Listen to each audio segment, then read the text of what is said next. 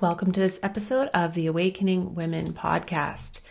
In this edition, we're talking about mistakes that smart, high-level, high-earning women make when they have made the decision to leave a narcissistic partner or someone who has the traits of one.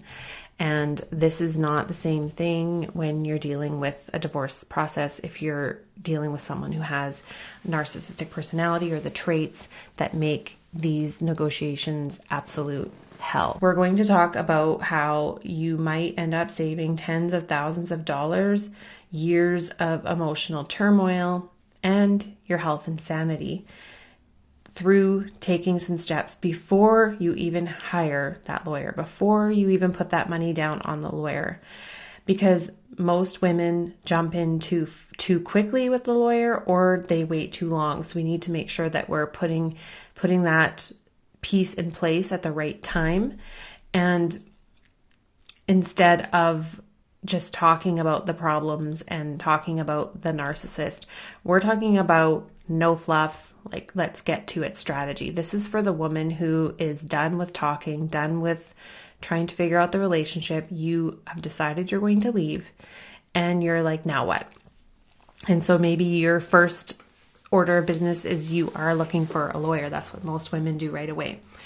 But I have also seen some pretty nasty things happen when women do that and their narcissistic partner gets wind of that, or the whole I've hired a lawyer thing comes out, then everything just goes sideways.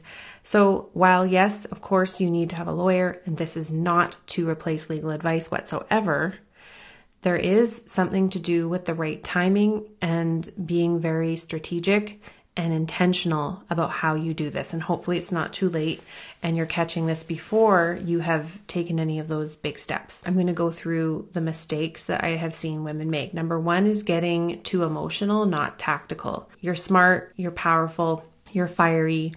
And when you've made a decision, you move. Once you have made a decision, you just start to go, and it's like, get out of my way. And that's it. You beeline and you have your eye on what it is you want and you just go. That is what we all have in common.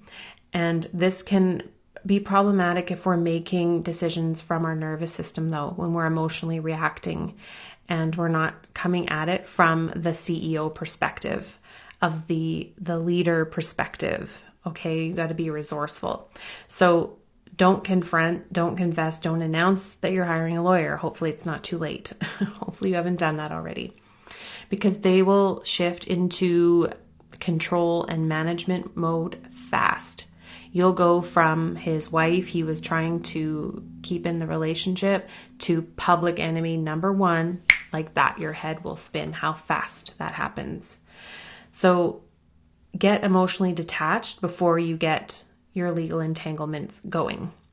Regulate first, don't react, and start documenting. That's tip number one.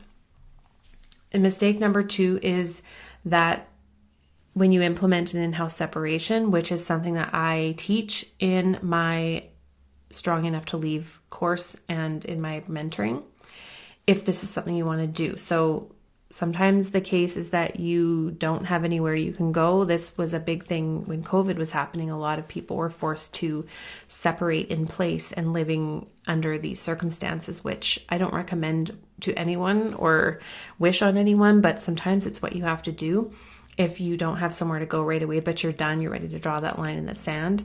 And that helps you mentally to start disengaging from the relationship as it is and moving more into it's a business arrangement now. But if you decide to go with the in-house separation, there are a lot of things to keep in mind. And I have the steps for how to do this with one of these types of partners, because it does require some grit and some strong boundaries and laying the groundwork and having some structure in place.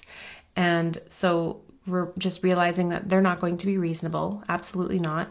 And they will use the shared space to gaslight, provoke you, manipulate, start something. But you need to treat it like a business and create those boundaries, physical and emotional communication, and not wait. And biggest thing, if possible at all, is to not sleep in the same room and move into keeping your responses short and sweet, being very mindful to not get into those debilitating text wars. Number 3 mistake is hiring a lawyer before gathering all your intel. So retaining a lawyer without your financial house in order is like showing up totally unprepared, right? You've got to have all of that stuff done before, because what happens is you're hiring them, right? They're getting paid. So every email, every message you send them, everything you need to ask them, every step that you get them doing and realize it was a mistake and you have to redirect or pivot, that's costing you money. So you need to have your plan laid out clearly before you. That doesn't mean you won't pivot or have to change, but thinking about it this way, like it's a business plan. And you don't want to go hiring the lawyer before you even know what the plan is. Because if you're expecting them to come up with a plan, that is where your money is going to be eaten up like so fast. And you'll be like, I've spent multi-thousands and thousands and thousands and thousands. I've heard horror stories and nothing's been sorted out yet. Have a plan going in. Now remember that they love to hide assets and create chaos, so you need to make sure that you have this plan in place ahead of time. Even if you have a lawyer in mind, there are a lot of things you need to get in place first and start gathering things quietly. And if you want support with this, then book in for a 30-minute exit mapping session. So what we'll do is hop on a call and I'll go over what's going on for you within 30 minutes and give you a map outline of where you need to go. And then if I think that I can help you further with this, then I'll invite you into one of my coaching programs or recommend one of my DIY courses to help you further.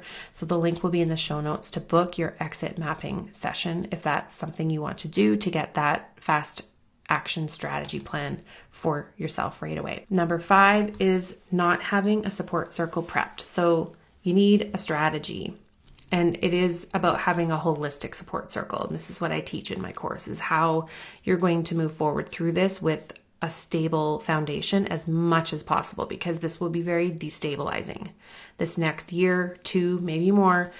And so you need to have a foundation in place. And you're already there by listening to this, because you're already thinking along these lines, which is more than most women are doing. They're just acting from trauma and reaction and retaining lawyers and being very reactionary. We want you to be grounded and regulated and making clear, strategic, intentional decisions. Okay.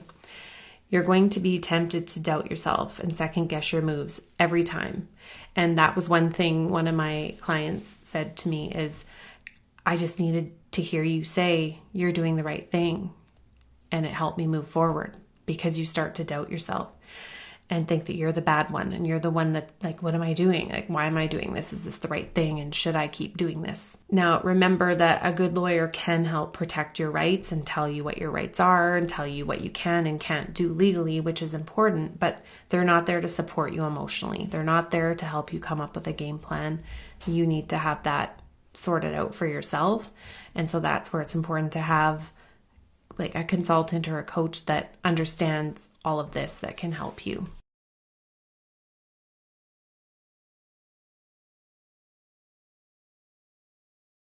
So the biggest thing in all of this, I hope that you take away from this, is that you need to have a foundation in place if you want to avoid dragging this out for years and years, putting yourself and your children through senseless turmoil, dragging it out, which they try to do. But there's a lot of things you can do behind the scenes to shut that down right away and to not drag it all out and to not spend tens of thousands of dollars on the legal process, hopefully. I have a couple of options to help you. Like I said, number 1, book that strategy session, your exit mapping session, or you can grab my Strong Enough to Leave course. There's the self-study, put it in place. You could do it in a weekend or a day if you're really focused, and get that all done now. If you're really focused, you could get it done in a day. And also look at the VIP option if you'd like to be able to have access to me through Voxer messaging, which is texting and voice messaging, that my clients always say it's the lifesaver when they're going through this transition. I've walked many women through the transition to making the decision to the other side.